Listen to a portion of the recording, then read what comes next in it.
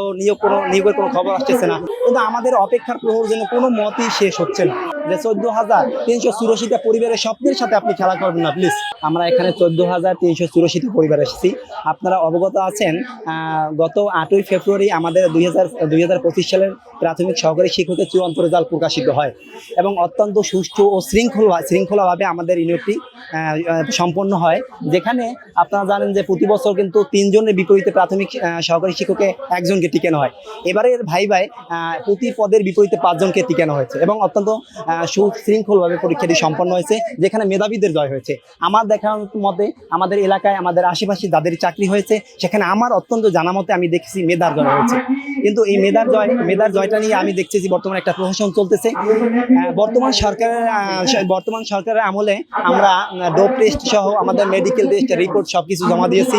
অত্যন্ত সুশৃঙ্খলভাবে জমা দেওয়ার পরেও আমরা আশাবাদী ছিলাম যে আমাদের নিয়োগটা মনে হয় অতি দ্রুত সম্পন্ন হবে। আমাদের মাননীয় শিক্ষামন্ত্রী মহোদয় একটা কথা বলছিলেন গত 25 ফেব্রুয়ারি, তিনি বলছিলেন যে এই যে নিয়োগটা সম্পন্ন হয়েছে, এই নিয়োগটা যা হয়েছে এটা নিয়ে তিনি আর কথা বলতে চান না। অত্যন্ত সুশৃঙ্খলভাবে হয়েছে বিদায়ী তিনি এই কথা বলেছেন যে নিয়োগটা যা হয়েছে অর্থাৎ তারা অতি দ্রুত নিয়োগ দেবেন। কিন্তু সেখানে আমরা মানে অপেক্ষার প্রহর গুনতেছি যে হয়তো আজকে দেবে কালকে দেবে। সেখানে আমাদের কুরবানি ঈদুল ফিতর শেষ হয়ে গেছে, তো নিয়োগের কোনো খবর আসতেছে না। এবার আমরা অপেক্ষা করতেছিলাম হয়তো নিয়োগটা সামনে দিবে, কিন্তু আমাদের অপেক্ষার প্রহর যেন কোনো মতেই শেষ হচ্ছে না। এরপরে দেখতেছি সেখানে অন্যদিকে আমাদের মাননীয় শিক্ষামন্ত্রী তিনি রিভিউ নামে একটা গুঞ্জন, আমি মনে করি এটা গুঞ্জন, কিন্তু গুঞ্জন না হলেও এবং বিভিন্ন মহলে ছড়িয়ে পড়ছে যে তিনি রিভিউ নামে একটা করতে চাচ্ছেন। আসলে রিভিউ বলতে আমাদের এই প্রাথমিক সহকারী শিক্ষক রিভিউ বলতে কোনো জিনিস হয় না।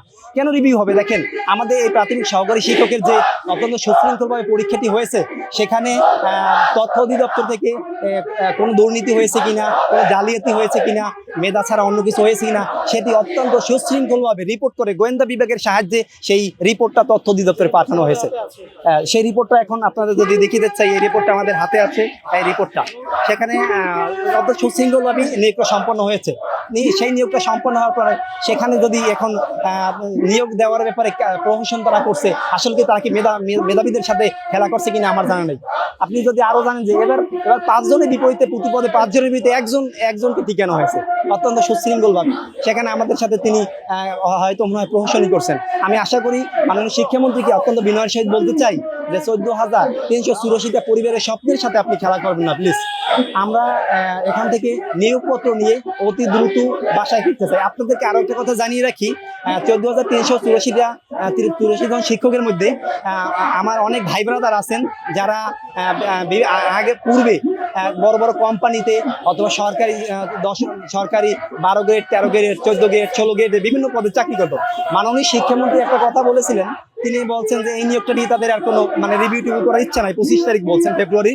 তারপর এই কথা শোনার পরিপ্রেক্ষিতে যে যেখানে দূর দূরান্তে ছিল আমাদের ভাইয়েরা, কেউ NTRC-তে ছিল, এমপিভুক্ত শিক্ষক, প্রত্যেকের অবস্থান থেকে তাদের চাকরিটা ছেড়ে দিয়েছে, কেননা তিনি তো অতি দ্রুতই নিয়োগ দেবেন। কিন্তু আমাদের অপেক্ষার প্রহর যেন কোনো মতেই শেষ হচ্ছে না। তাই আমরা আজকে শাহবাগে চলে এসেছি। 14,384টা পরিবারের পক্ষ থেকে আমরা শাহবাগে চলে এসেছি। এখানে আমরা শান্তিপূর্ণ কর্মসূচি আপাতত পালন করতেছি।